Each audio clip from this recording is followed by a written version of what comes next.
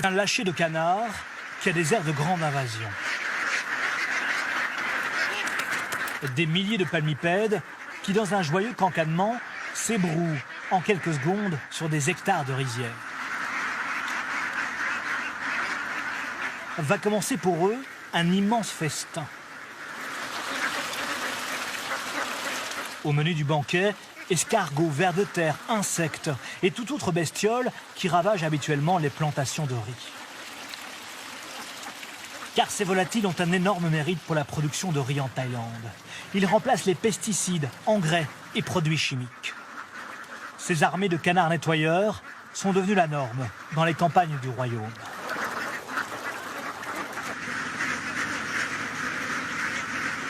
Tout a commencé quelques heures plus tôt. Sous l'œil attentif de leur éleveur. C'est toujours la même chose. Lorsqu'ils terminent dans un champ, on les emmène dans un autre champ.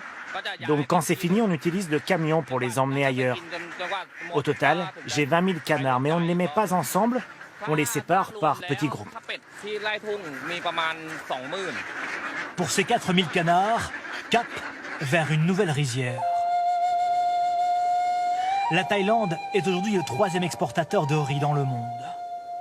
Et au milieu des plantations, il n'est plus rare d'apercevoir de grandes fermes de canards. Dans le pays, ces palmipèdes sont surnommés les chasseurs des champs.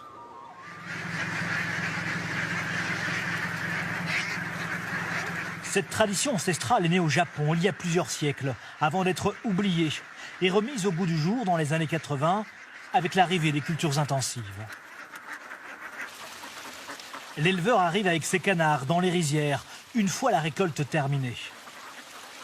Pendant une semaine, ces animaux vont manger tous les parasites. Voici par exemple ce que les canards mangent. Ça, ce sont vraiment les ennemis du riz. Tous ces escargots dévorent les plantations.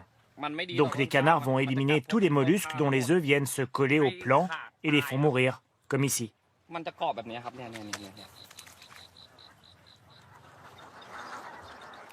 Pour cet éleveur qui revendra ensuite ses canards pour leur viande, cette technique lui permettra d'économiser tous les frais de nourriture de ses animaux, soit plus de 70% de ses coûts d'exploitation. Pour le cultivateur de riz, les avantages aussi sont nombreux. Comme 80% de ses collègues dans la région, il fait aujourd'hui appel aux palmipèdes. Avec leurs pattes, ils font naturellement respirer les sols.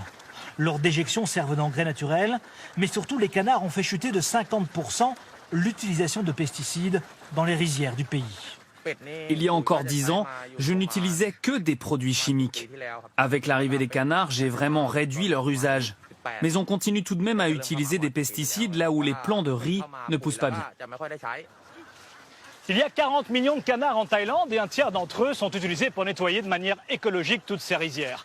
Et de l'Indonésie au Vietnam, du Cambodge au Laos, cette pratique est également présente dans tous les pays producteurs de riz d'Asie du Sud-Est.